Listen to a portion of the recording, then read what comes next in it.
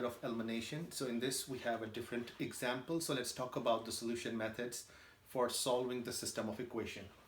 Guys, look at the equations carefully. Two equations. This is 2x plus y equals to -4, and this is 3x plus 2y equal to 7.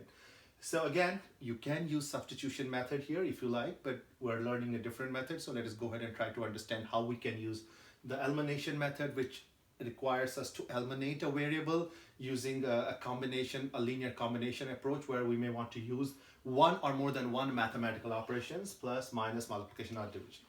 Guys, in this case, if you look at each and every term, here I have a 2, there's an invisible 1 here, and then -4 here. Here I have completely different coefficients in terms of in front of x. So there's a 3, there's a 2 here, and then of course there's a 7 on this side. So if I simply add them or subtract them or multiply or divide, well, let's forget about the multiplying and division piece. If I add or subtract them, there's no way that I'll be able to eliminate or isolate one of the variables, which you can see from actually looking at this this example. I mean, we can go ahead and try to do that. If I add them, it will be 2 plus 3 is 5, 1 plus 2 is 3, so it will be 5x plus 3y equals to 3. So we were not able to eliminate one of the variables. If I try to subtract, same thing, we won't be able to eliminate or isolate one of the variables. Then what do we do? And that is why this qualifies for a type 2. Guys, if we are not able to isolate something just by simply adding or subtracting, then we may have to use a combination of these basic mathematical operations. So we may have to go back to multiplication and see if we can use that as a tool that can help us to simplify this or eliminate one of the variables. So look carefully. What we can do here is, but first we have to look at the equations carefully. The coefficient here is 3, here it is 2. So we could make these coefficients the same with signs opposite. That is one of the options. Guys, now let us look at the coefficients here. This has a coefficient 1 and this has a coefficient 2. Now let us think about it. If I can make this coefficient in front of y as -2, and then if I add both of these equations, I will be able to get rid of this term, because the one would be in the first equation, it would be -2y. In the second one, I have +2y. When I add them, they will cross out and we'll get rid of the y's. There will be only left with x. And isn't that the goal of the method of elimination? You want to eliminate one of the variables, correct? So how can we accomplish that? To get a -2 here, the way to get a -2 here would be accomplished by using the multiplication, the basic operation of multiplication. So for equation 1, what we can do here is we can multiply this equation 1 throughout, which means to the left hand side as well as to the right hand side, by -2. So I'm gonna write that step here. And once you are confident using this method, you can actually do it in your head and you can write the transformed equation. But here I'm going to write it. So this is going to look like multiplying both sides by -2. So -2 is outside and I put this in parentheses. Guys, I treat them as a binomial, so you got to put them in parentheses. And when I multiply -4 by -2, what do I get? I get a +8. So equation 1 is transformed into this. We can simplify this further. So distributing this -2, what do I have? I have -4x minus 2y equals to 8.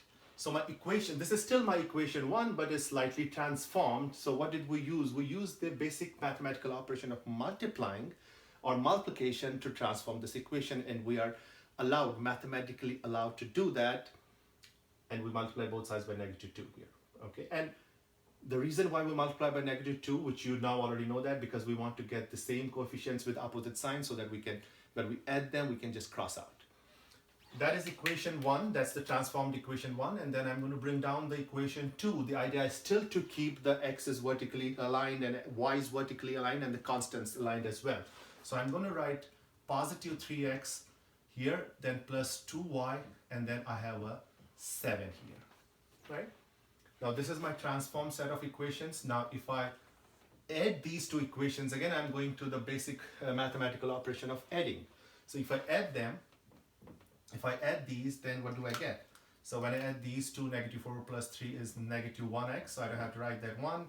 This crosses out, I don't have to write that. And when I add these two, 7 plus 8 is 15, and to get x by itself, because keep in mind we don't want the value for negative x, we want the value for x. So to get rid of this negative, you divide both sides by negative, or you multiply both sides by -1.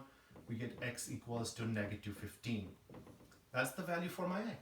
So once you have the x, then you know what to do in order to get the y value. You have to go back to the idea of substitution. So you can go back to any of the equations.